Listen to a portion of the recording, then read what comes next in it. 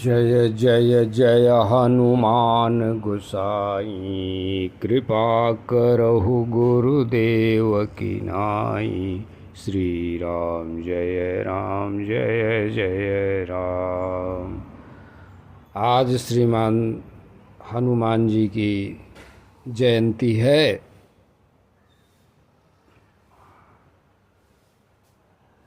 जबकि हनुमान जी का जन्म वर्ष में 2 बार मनाया जाता है और यह जो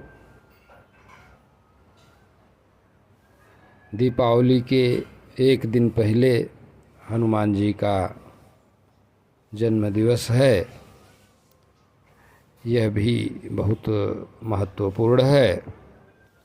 पूरे भारत में और पूरे विश्व में मनाया जाता है। इस शुभ अवसर पर हम श्री रामचंद्र जी को, उनके पूरे दरबार को, दरबारियों को सादर प्रणाम करते हुए हनुमान जी के निमित्त हनुमान जी की ये कथा आप लोगों को श्रवण कराएंगे और जो प्रामाणिक भी है, क्योंकि महर्षि वाल्मीकि रामायण से के उत्तरकांड से यह कथा होगी और भगवान अपने राज सिंहासन पर आरूढ़ हो गए हैं और अपने राज दरबार में बैठे हुए ऋषियों, मुनियों, महात्माओं, सज्जनों से सत्संगत करते हुए बातचीत कर रहे हैं। उसी क्रम में अगस्त्य मुनि जी से भगवान श्री रामचंद्र जी की एक चर्चा, वार्ता चल रही है। तो उसी क्रम में ये बताएंगे, ये महर्षि वाल्मीकि रामायण के उत्तरकांड के 35वें सर्ग में है कथा।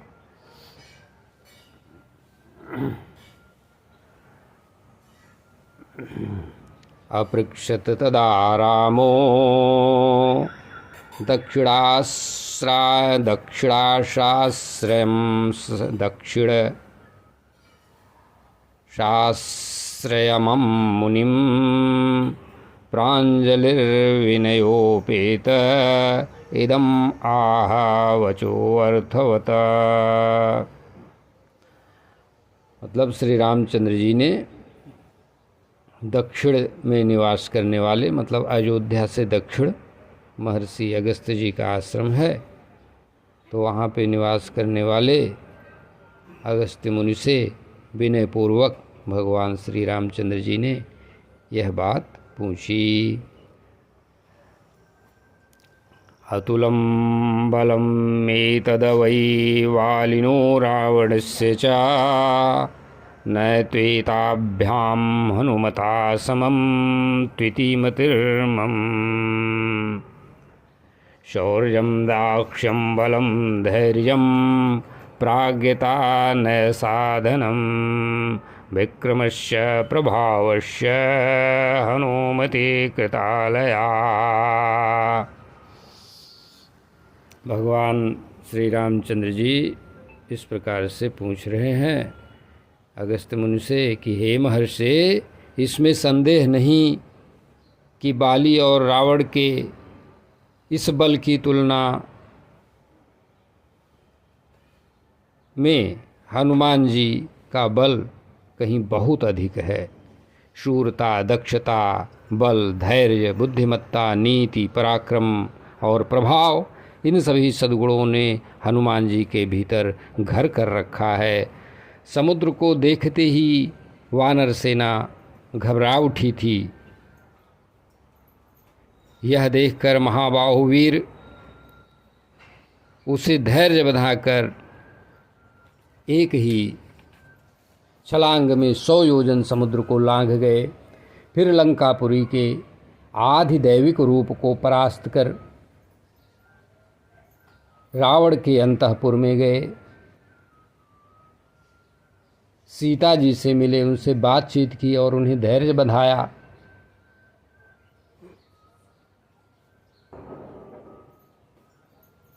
वहाँ अशोकवन में इन्होंने अकेले ही रावण के सेनापतियों, मंत्री कुमारों, किंकरों और रावण पुत्र अक्ष को मार गिराया। फिर ये मेघनाद के नागपाश में बंधे और स्वयं ही मुक्त हो गए। तत्पश्चात इन्होंने रावण से वार्तालाप किया। जैसे प्रलय काल की आग ने यह सारी पृथ्वी जलाई थी, उसी प्रकार लंकापुर को जलाकर भस्म कर दिया।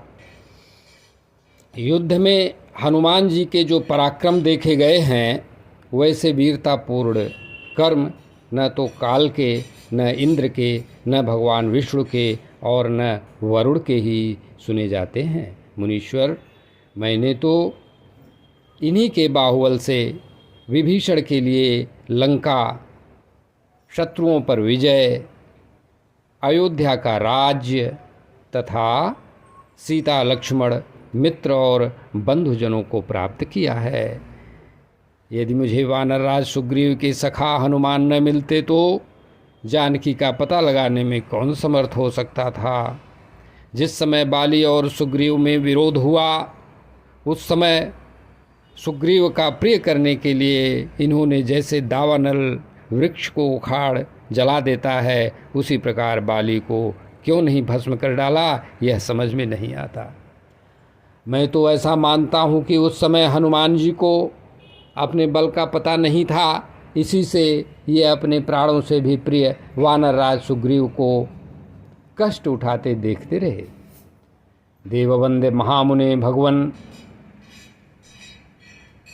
आप हनुमान जी के विषय में यह सब बातें यथार्थ रूप से विस्तार पूर्वक बताइए।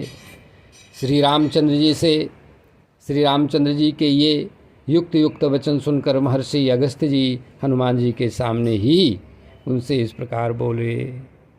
सत्यमेतद रघुश्रेष्ठ यद्ब्रवीष हनुमति, न बले विद्यते तुल्यो न गतौ न मतौ परः।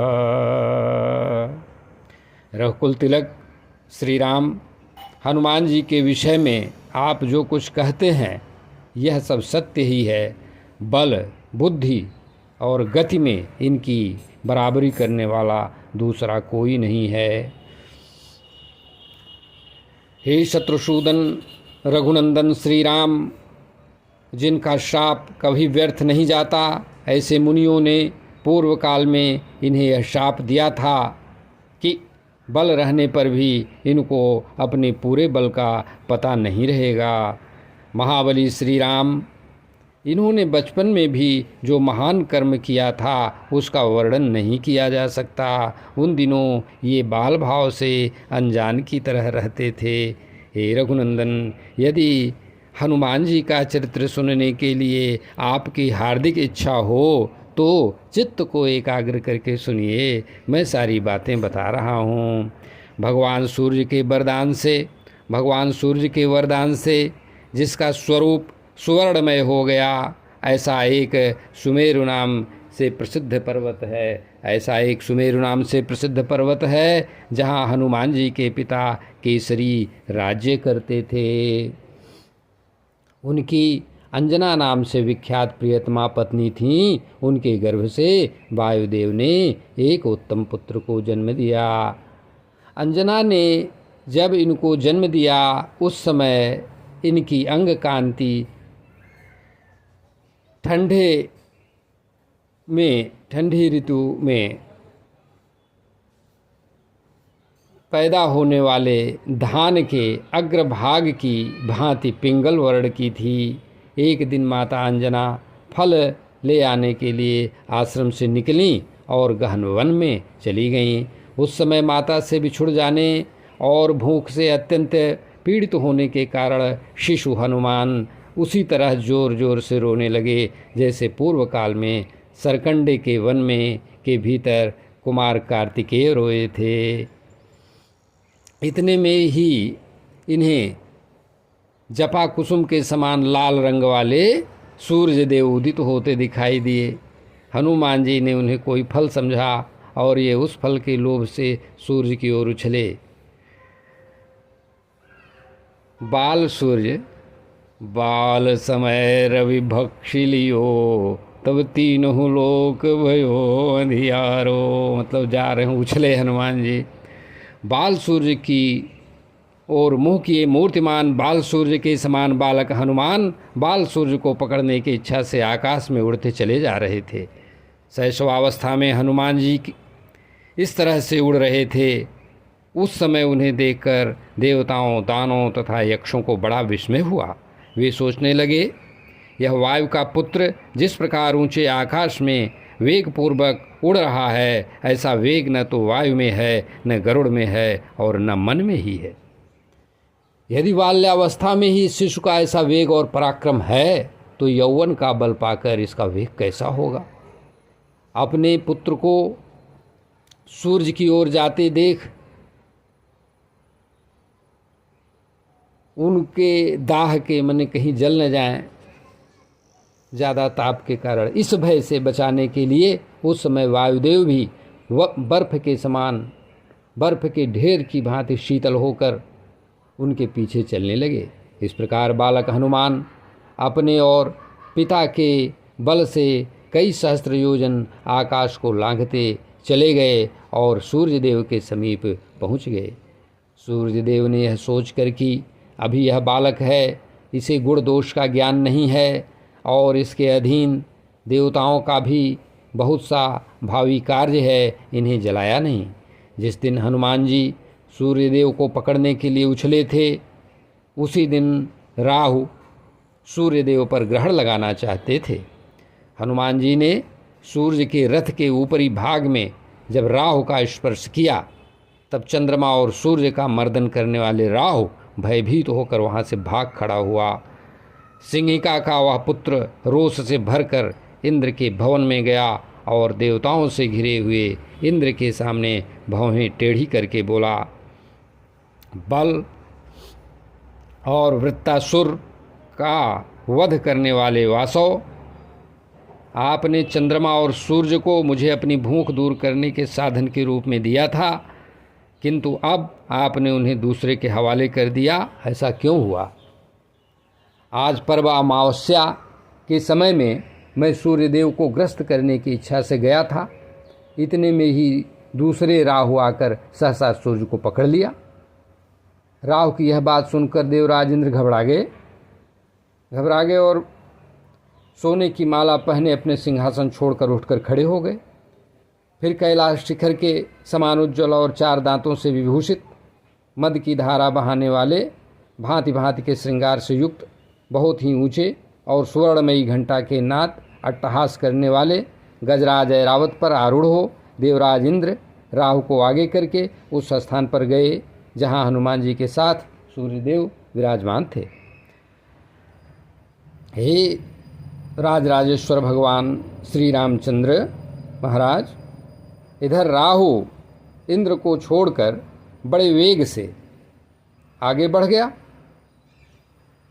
इसी समय पर्वत शिखर के समान आकार वाले दौड़ते हुए राहु को हनुमान जी ने देखा।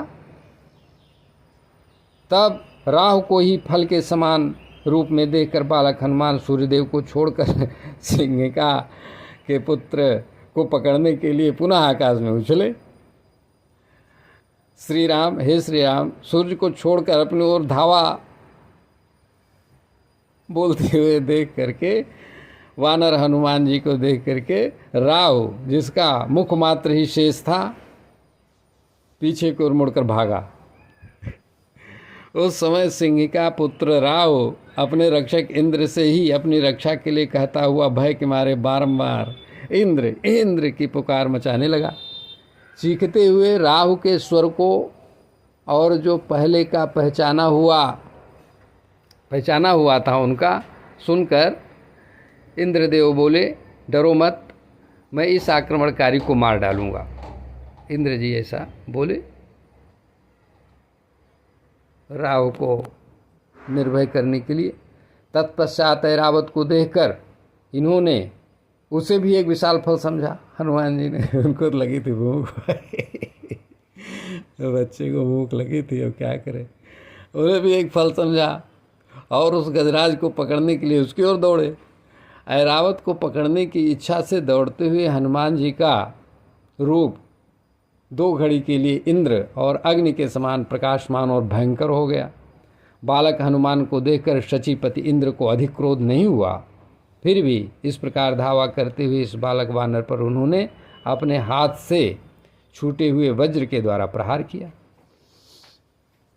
इंद्र के वज्र की चोट खाकर ये एक पहाड़ पर गिरे और वहाँ गिरते समय इनकी बाईं ठुड्डी टूट गई। वज्र के आघात से व्याकुल होकर इनके गिरते ही वायुदेव इंद्र पर कुपित हो उठे।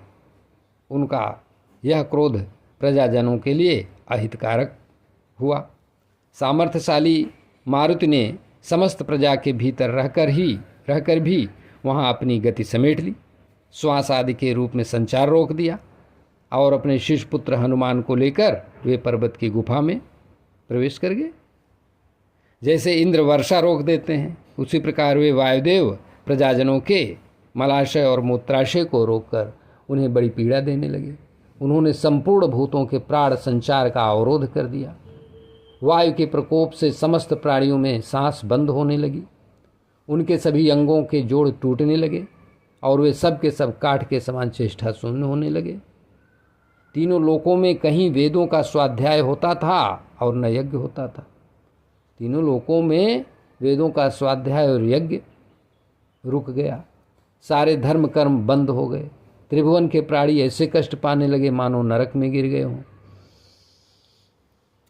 तब गंधर्व देवता, असुर और मनुष्य आदि सभी प्रजा व्यथित हो सुख पाने की इच्छा से प्रजापति ब्रह्मा जी के पास दौड़े गए। उस समय देवताओं के पेट इस तरह फूल गए मानो उन्हें महोदर का रोग हो गया हो। उन्होंने हाथ जोड़कर कहा, भगवान, ब्रह्मा जी से कहा, भगवान स्वामिन, आपने 4 प्रकार की प्रजाओं की सृष्टि की है। आपने हम लोगों को हमारी आयु के अधिपति के रूप में वायुदेव को समर्पित किया है। साधु श्रीमणे, ये पवन देव हमारे प्राणों के ईश्वर हैं और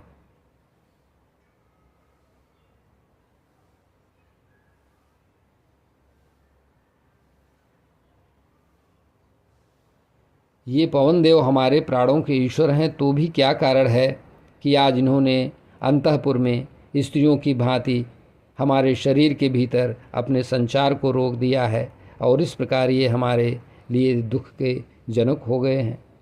वायु से पीड़ित होकर आज हम लोग आपकी शरण में आए हैं। दुखहारी प्रजापति, आप हमारे इस वायु रोध जनित दुख को दूर कीजिए। प्रजाजनों की यह बात सुनकर उनके पालक और रक्षक ब्रह्मा जी ने कहा, इसमें कुछ कारण है। ऐसा कहकर वे प्रजाजनों से बोले, प्रजाओं, जिस कारण से वायु देवता क्रोध करके अपनी गति का अवरोध किए उसे मैं बताता हूँ, सुनो। वह कारण तुम्हारे सुनने योग्य और उचित है। आज देवराज इंद्र ने राहु की बात सुनकर वायु के पुत्र को मार गिराया है, इसलिए वे कुपित हो उठे हैं। वायुदेव स्वयं शरीर धारण न करके समस्त शरीरों में उनकी रक्षा करते हुए विचरते हैं। वायु के बिना यह शरीर सूखे काष्ठ के समान हो जाता है। वायु ही सबका प्राण है, वायु ही सुख है और वायु ही संपूर्ण जगत है। वायु से परित्यक्त होकर जगत कभी सुख नहीं पा सकता। वायु ही जगत की आयु है। इस समय वायु ने संसार के प्राणियों को त्याग दिया है, इसलिए वे सब के सब निष्प्राण होकर काष्ठ की भांति दीवाल के समान हो गए हैं। आदित्य पुत्रों, अतः अब हमें उस स्थान पर चलना चाहिए जहाँ हम सबको पीड़ा देने वाले वायुदेव छिपे हुए बैठे हैं। कहीं ऐसा न हो कि उन्हें प्रसन्न किए बिना हम सबका विनाश हो जाए। तदंतर देवता, गंधर्व, नाग, गुह्यक आदि प्रजाओं को साथ लेकर प्रजापति ब्रह्मा जी उस स्थान पर गए जहाँ वायुदेव इंद्र द्वारा मारे गए अपने पुत्र को लेकर बैठे हुए थे। तत्पश्चात चतुर्मुख ब्रह्मा जी ने देवताओं, गंधर्वों, ऋषियों तथा यक्षों के साथ वहाँ पहुंचकर वायुदेव की गोद में सोए हुए उनके पुत्र को देखा, जिनकी अंग कांति सूर्य, अग्नि और स्वर्ण के समान प्रकाशित हो रही थी। उसकी वैसी दशा देखकर ब्रह्मा जी को उस पर बड़ी दया आई।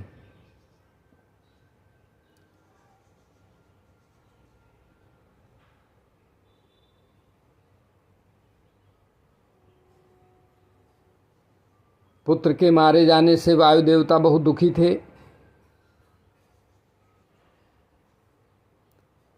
ब्रह्मा जी को देखकर वे उस शिष्य को लिए हुए ही उनके आगे खड़े हो गए, गोद में उठाकर। उनके कानों में कुंडल हिल रहे थे, माथे पर मुकुट और कंठ में हार शोभा दे रहे थे। वे सोने के आभूषणों से विभूषित थे। वायुदेवता 3 बार उपस्थान करके ब्रह्मा जी के चरणों में गिर पड़े।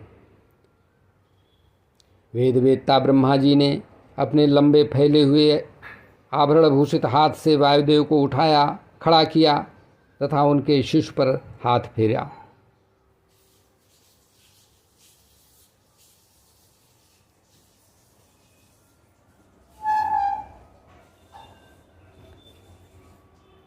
जैसे पानी से सींच देने पर सूखती हुई खेती हरी हो जाती है, उसी प्रकार कमल यौन ब्रह्मा जी के हाथ का लीलापूर्वक स्पर्श पाते ही शिशु हनुमान पुनः जीवित हो गए।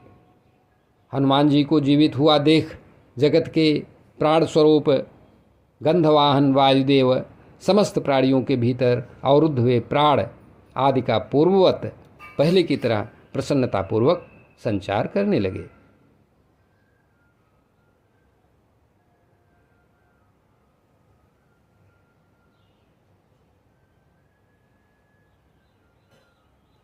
वायु के अवरोध से छूटकर सारी प्रजा प्रसन्न हो उठी।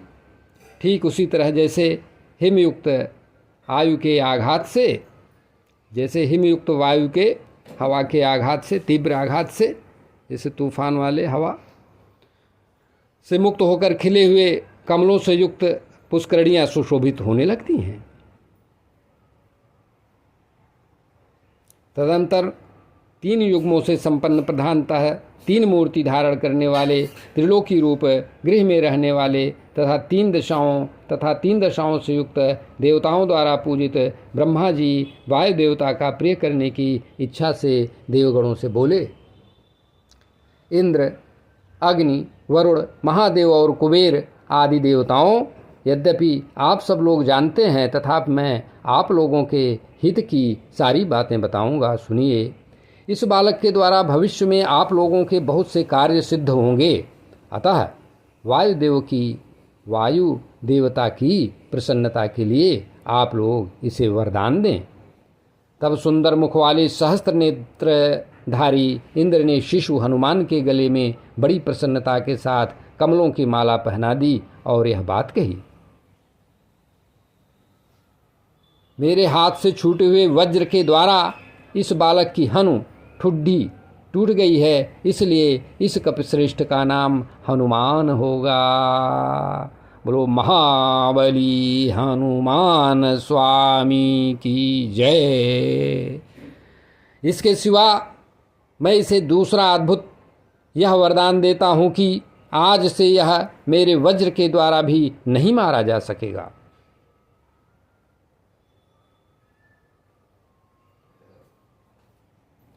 इसके बाद वहाँ अंधकार नाशक भगवान सूर्य ने कहा, मैं इसे अपने तेज का 100वां अंश प्रदान करता हूँ।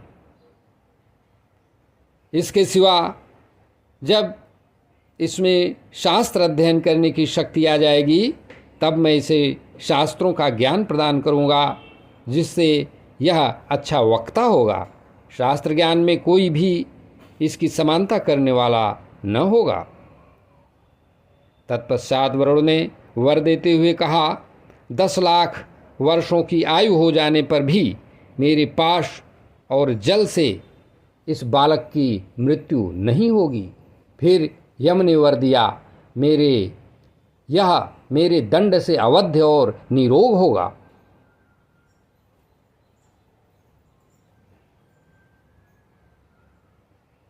तदंतर पिंगल वर्ण की आंख वाले कुबेर ने कहा, मैं संतुष्ट होकर यह वर देता हूँ कि युद्ध में कभी भी इसे विषाद न होगा तथा मेरी यह गदा संग्राम में इसका वध न कर सकेगी। इसके बाद भगवान शंकर ने यह उत्तम वरदान दिया कि यह मेरे और मेरे आयुधों के द्वारा भी अवध्य होगा। शिल्पियों में श्रेष्ठ परम बुद्धिमान विश्वकर्मा ने बाल सूर्य के समान अरुण कांति वाले उस शिशु को देखकर इस प्रकार वर दिया, मेरे बनाए हुए जितने दिव्य अस्त्र शस्त्र हैं उनसे अवध्य होकर यह बालक चिरंजीवी होगा।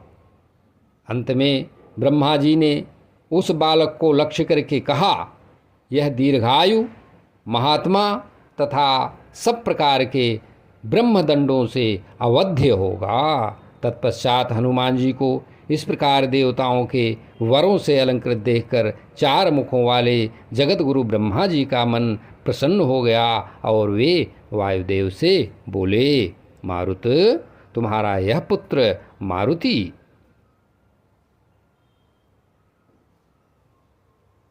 शत्रुओं के लिए भयंकर और मित्रों के लिए निर्भयता का दान देने वाला होगा, उनको भय रहित कर देने वाला होगा, मित्रों को भय मुक्त कर देने वाला होगा। युद्ध में कोई भी इसे जीत नहीं सकेगा। यह इच्छानुसार रूप धारण कर सकेगा, जहाँ चाहेगा जा सकेगा। इसकी गति इसकी इच्छानुसार तीव्र या मंद हो जाएगी, इसकी इच्छानुसार रहेगी, इच्छा के अधीन रहेगी। वह कहीं भी रुक नहीं सकेगी। इसकी गति को कोई रोक नहीं सकता, रोक नहीं पाएगा गति को कोई। यह कपिश्रेष्ठ बड़ा यशस्वी होगा। यह युद्ध स्थल में रावण का संहार और भगवान श्री रामचंद्र जी की प्रसन्नता का संपादन करने वाले अनेक अद्भुत और रोमांचकारी कर्म करेगा। इस प्रकार हनुमान जी को वर देकर वायु देवता की अनुमति ले ब्रह्मा आदि सब देवता जैसे आए थे उसी तरह अपने अपने स्थान को चले गए। गंधमादन वायु भी पुत्र को लेकर अंजना के घर आए और उसे देवताओं के दिए हुए वरदान की बात बताकर चले गए। श्री राम इस प्रकार ये हनुमान जी बहुत से वर पाकर वरदान जनित शक्ति से संपन्न हो गए और अपने भीतर विद्यमान अनुपम वेग से पूर्ण हो भरे हुए महासागर के समान शोभा पाने लगे। उन दिनों वेग से भरे हुए वानर शिरोमणि हनुमान निर्भय होकर महर्षियों के आश्रम में जाकर उपद्रव किया करते थे। वे शांत चित्त महात्माओं के यज्ञोपवेगी पात्र, जो यज्ञ पात्र होते फोड़ डालते।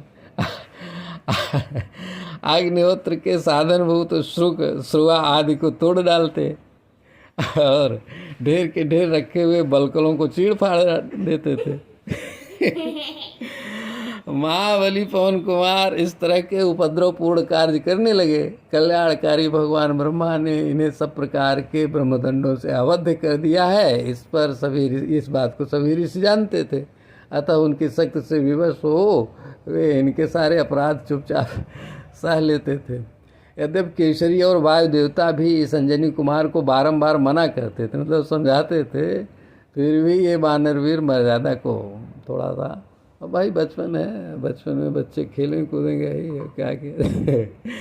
इससे भृगु और अंगिरा के वंश में उत्पन्न हुए महर्षि कुपित हो उठे। अब ले भैया रघुश्रेष्ठ, हे रघुश्रेष्ठ श्री राम, उन्होंने अपने हृदय में अधिक खेद पा कर दुख को स्थान न देकर इन्हें श्राप दे दिया और कहा, वानरवीर, तुम जिस बल का आश्रय लेकर हमें सता रहे हो उसे हमारे शाप से मोहित होकर तुम दीर्घ काल तक भूले रहोगे। तुम्हें अपने बल का पता ही नहीं चलेगा। जब कोई तुम्हें तुम्हारी कीर्ति का स्मरण दिला देगा तभी तुम्हारा बल बढ़ेगा। इस प्रकार महर्षियों के इस वचन के प्रभाव से इनका तेज और रोष घट गया। फिर ये उसी आश्रम में मृदुल प्रकृति से होकर विचरने लगे। बाली और सुग्रीव के पिता का नाम ऋक्षराज था। वे सूर्य के समान तेजस्वी और समस्त वानरों के राजा थे। अब ऋक्षराज की कथा हम आपको बता देंगे बाद में कि ये ऋक्षराज वानर हैं, माने बंदर। और ये एक बार जो है स्वयं, मैं वो कथा आपको बताऊंगा, प्रामाणिक है। एक बार स्वयं स्त्री बन गए थे, और जब स्वयं स्त्री बन गए थे, अब वो लोग कहें कैसे बन जाते हैं, कैसे बन जाते हैं। अरे भैया कैसे बन जाते हैं, वो बाद में बताएंगे, चलिए अभी प्रसंग नहीं है। वे वानर राज ऋक्ष रजा माने ऋक्षराज जो थे, ऋक्षरजा नाम था वानरराज, चिरकाल तक वानरों के राज्य का शासन करके अंत में शरीर को छोड़े। उनका देहावसान हो जाने पर मंत्रवेत्ता मंत्रियों ने पिता के स्थान पर वाली को राजा और वाली के स्थान पर सुग्रीव को युवराज बनाया। जैसे अग्नि के समान वायु की स्वाभाविक मित्रता है, उसी प्रकार सुग्रीव के साथ वाली का बचपन से ही सख्य भाव था। इस प्रकार हनुमान जी की यह कथा भगवान श्री रामचंद्र जी को सुनाकर अगस्त्य आदि ऋषिवर भगवान श्री रामचंद्र जी को यह आश्वासन देकर कि वे लोग भगवान श्री राम के यज्ञ में उपस्थित होंगे और चलने के लिए उद्यत हुए, और भगवान श्री रामचंद्र जी ने उनका विधिवत स्वागत करके उनको दान मान और जो यथोचित रीति है उस तरह से उन्हें विदा किया। और ऋषिवर लोग अगस्त्य जी के साथ अगस्त्य जी अपने आश्रम की तरफ चले गए, प्रस्थान किए। और इस प्रकार से हनुमान जी के बारे में यह प्रामाणिक कथा ऐतिहासिक